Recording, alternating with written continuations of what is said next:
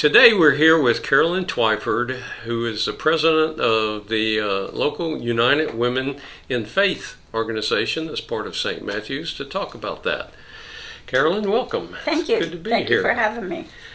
There's been a recent name change, I know, from United Methodist Women to United Women in Faith. That's right. Can you tell us a little bit about that and maybe the history of the organization? Okay, well, basically United Methodist Women started in 1939. That was Women's Society of Christian Services.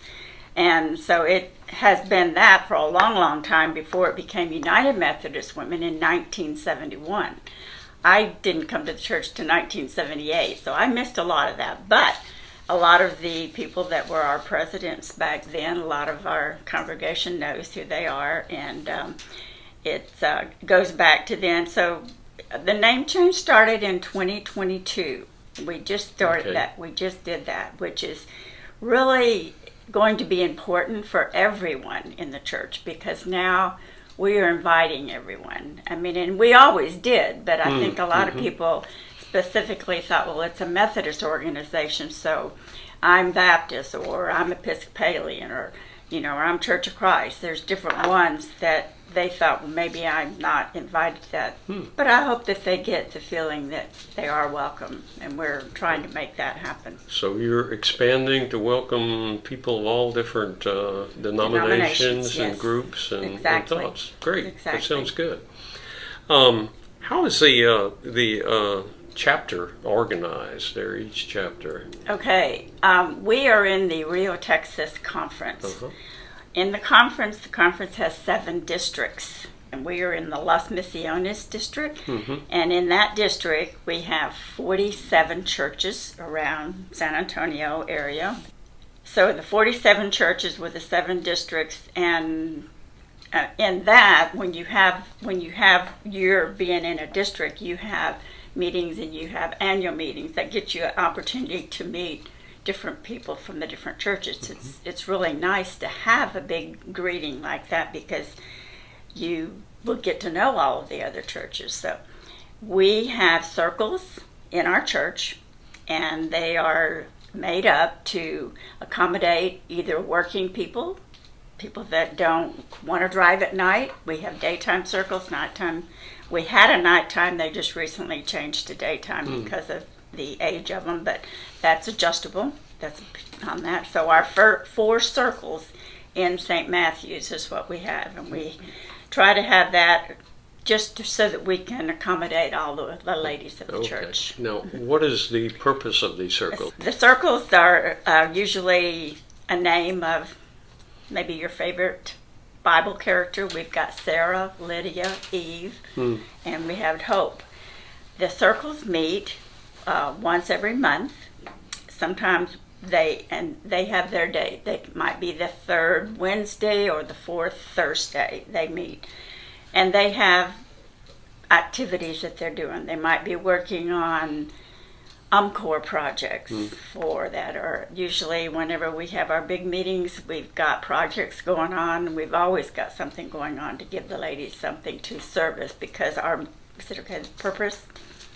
because the main purpose of the United Women in Faith is to seek, to connect, and nurture women through Christian spiritual formation, leadership development, creative fellowship, and education so that they can inspire, influence, and impact local and global communities.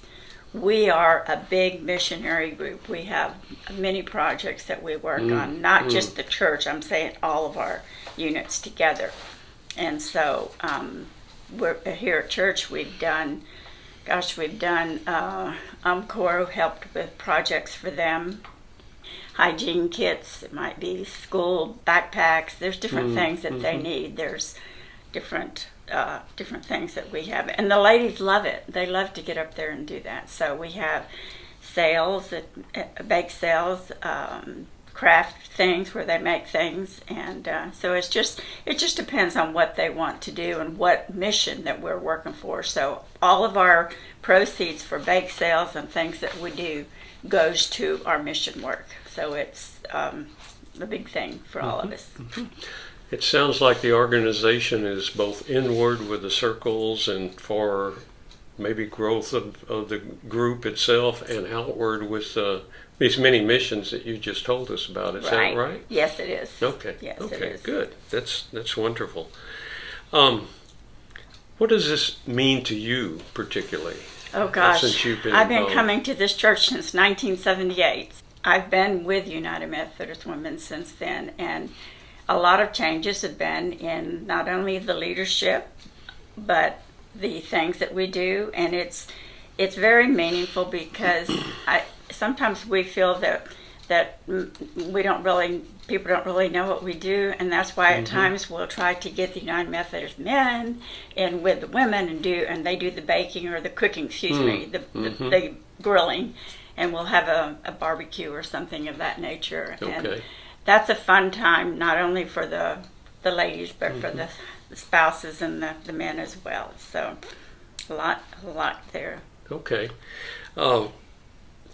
Where do you see it going? How to growth, or what other avenues of mission are there any? Or? Oh, yes. I mean, I'm excited about mainly our name change because I think it is opening up more doors, and it's letting the women that are here now feel more comfortable about inviting their neighbors, their friends, and coming to either a circle or come to a general meeting.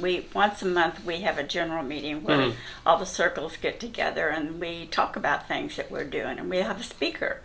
This past meeting we had Providence, which is one of our missions that we support, came and talked to us, and it was very interesting because we're not only learning about what we're service with now or helping now, but we get the history of how their business started and the history basically of San Antonio and how the mission got started. It used to be Methodist children's home at home, and it was like an adoption center, and it still is. They still do adoptions, but there's other things that they do. Okay. Okay. Very interesting.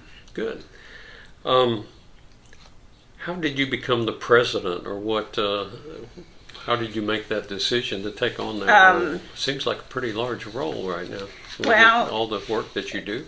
It really wasn't as bad this time because I learned from when I was a president, and that's way back. And I've held other offices in there, and so it's a lot of people think, oh gosh, that's a big job, but it really isn't. It's knowing your ladies and really just getting them to open up and let's see where we can go. How can we build this? What can we do? They're always finding something that they can get involved in. Did you ever feel led or called to take on this role? I absolutely did. In fact, they always have a nominating committee, and usually when you get those phone calls, you're like, oh, what do they want me to do now? But I did get the call, and Carol West, she's passed away, but she was a member of ours. She was the nominating committee, and she had called me, and she said, would you be our president? And I go, oh, Carol, no, I can't do that. And but I said, let me pray about it, and I'll get back with you. So that was a sleepless night because I could not go to sleep thinking about, should I do this? Would I be good? Would I be the one to help bring ladies in and let them know that they're all part of it? And I just thought, the Holy Spirit got a hold of me, and I just couldn't let go. So I mean that happens. It does, doesn't it? Yeah. So it does. So anyway, that's where that came from. Okay. Oh, that's a wonderful story. Thank you for sharing that. What else would you like the congregation and some of our viewers to know about United Women in Faith? I'd like them to know that all are welcome, and that all have a place in our organization. And it looks to me like it really is going to be growing this year.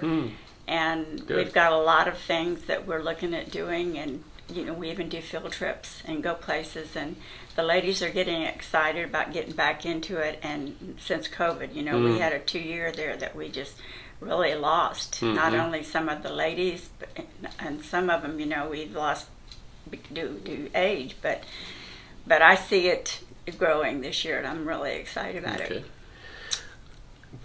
Have there been any side benefits of being to you? Other, sometimes when you're in an organization, it has a purpose, but because of the relationships or what other certain things happen to you or experiences that become meaningful, anything like that? I think the side benefits basically are going to be the progress that the women have made and the name that they're making. And we have a Response magazine. I think a lot of women have read that, and those that haven't, we always have it on our little reader table in the fellowship hall for someone to pick up.